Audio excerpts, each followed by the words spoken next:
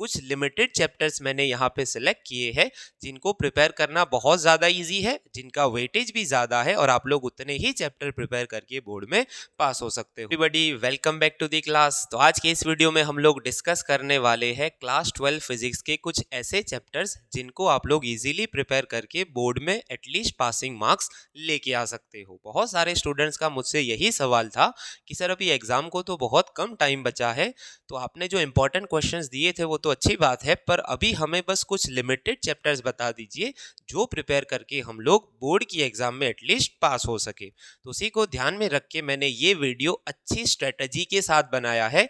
कुछ limited chapters मैंने यहाँ पे सिलेक्ट किए हैं जिनको प्रिपेयर करना बहुत ज़्यादा इजी है, जिनका वेटेज भी ज़्यादा है और आप लोग उतने ही चैप्टर प्रिपेयर करके बोर्ड में पास हो सकते हो। तो चलिए जल्दी से हम लोग शुरू कर देते हैं, पर शुरू करने से पहले मैं बस आपको इतनी रिक्वेस्ट करना चाहूँगा कि अगर आप लोग चैनल पे नए हो तो प्लीज़ सब्सक्राइब कर लीजिए और अपने दोस्तों के साथ भी चैनल को शेयर कीजिए, क्योंकि ये चैनल पे मैंने बहुत सारा content 12th physics Gujarat board को इंग्लिश मीडियम के स्टूडेंट्स को ध्यान में रखते हुए बनाया हुआ है। आप वो भी मेरे चैनल में जाके प्लेलिस्ट में जाके चेकआउट कर सकते हो। ठीक है, तो चलिए जल्दी से शुरू कर देते हैं क्लास 12 फिजिक्स के चैप्टर्स का डिस्कशन और कौन से चैप्टर्स आपको प्रिपेयर करने हैं। ठीक है, तो देखिए सबसे पहले चैप्टर 1, 2, 3 जो है आपके इलेक्ट्रोस्टैटिक्स और करंट इलेक्ट्रिसिटी, उनके 3 चैप्टर के मिला के 24 मार्क्स है।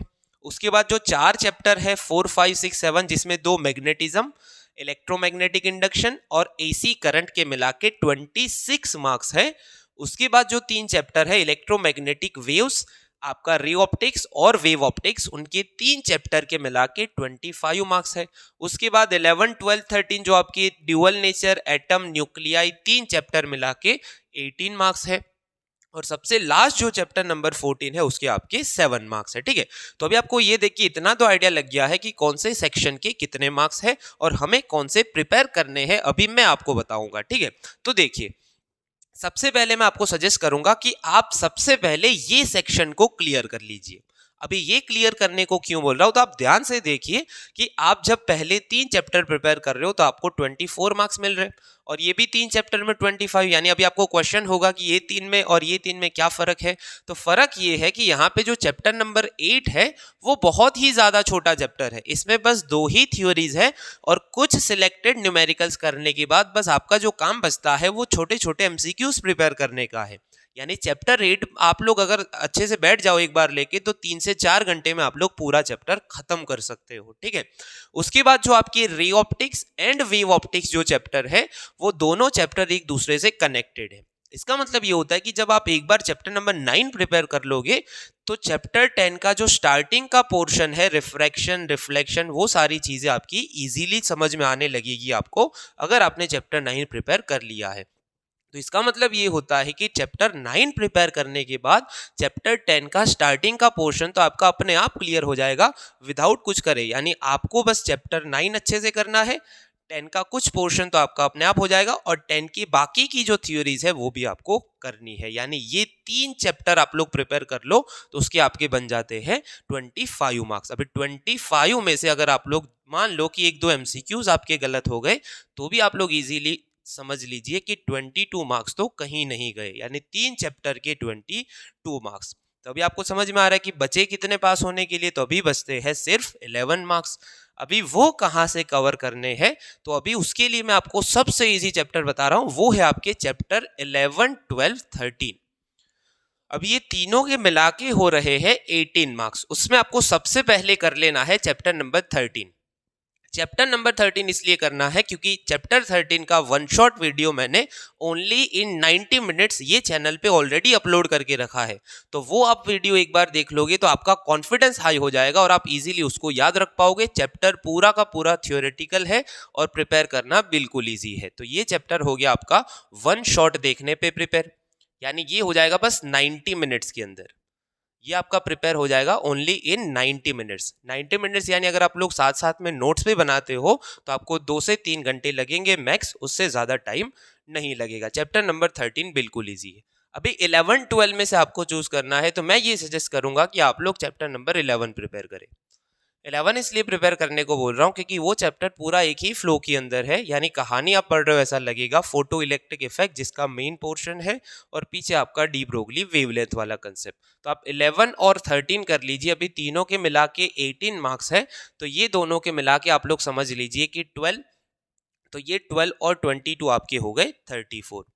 तो अभी पासिंग तो आपके कवर हो ही गए, 5 ही चैप्टर प्रिपेयर करने से आपके पासिंग मार्क्स हो जाते हैं। और ये चैप्टर मैं जो बता रहा हूँ वो बिल्कुल ईजी है। और आपके लिए गुड न्यूज़ ये है कि 9 और 10 तो मैंने ऑलरेडी चैनल पे अपलोड करके रखे हैं, वन शॉट वीडियो लेक्चर, और 13 भी मैंने ऑलरेडी अपलोड करके रखा है।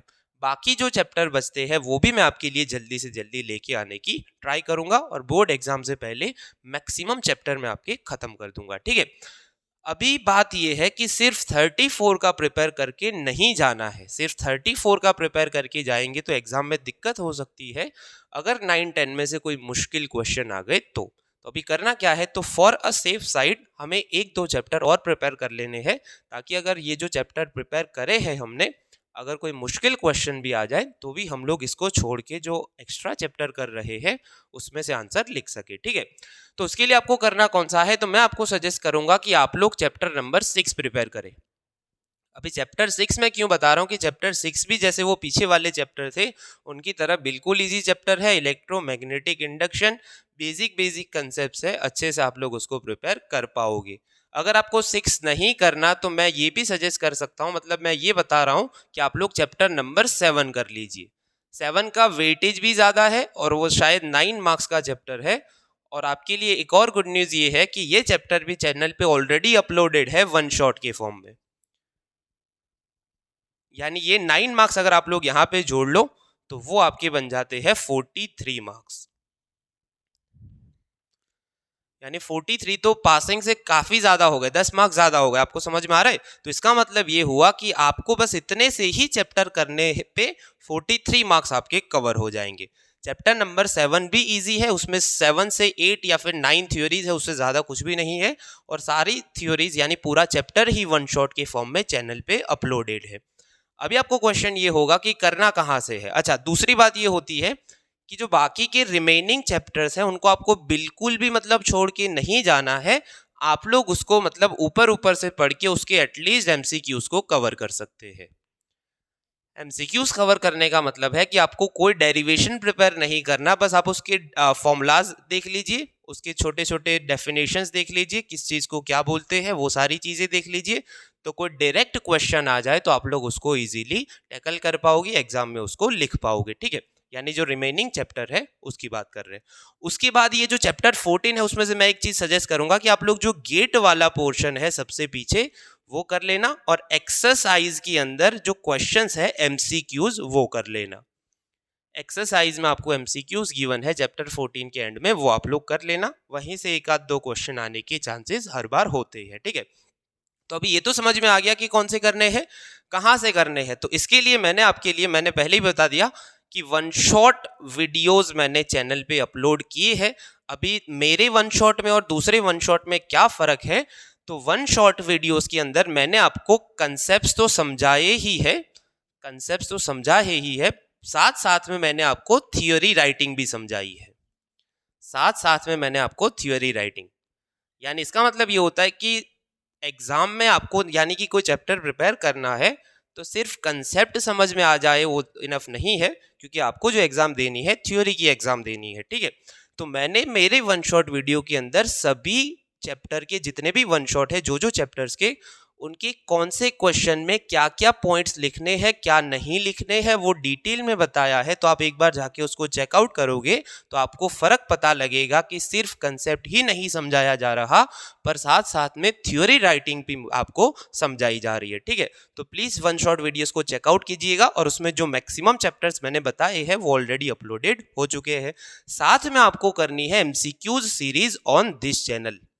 ये चैनल पे मैंने एमसीक्यूज की सीरीज स्टार्ट की हुई है, जिसमें हर एक चैप्टर के मैं मोस्ट इंपॉर्टेंट 30 एमसीक्यूज आपके लिए अपलोड कर रहा हूँ। शायद चैप्टर 4 तक ऑलरेडी अपलोडेड है, तो आप जाके चेकआउट कीजिएगा। नेक्स्ट ये वीक के अंदर ऑलमोस्ट सारे चैप्टर खत्म हो जाएंगे, ठीक है। तो उसका भी एक अलग से प्लेलिस्ट है, वो आप जाके चेकआउट कीजिएगा। तो ये दो चीज़ें करनी है आपको।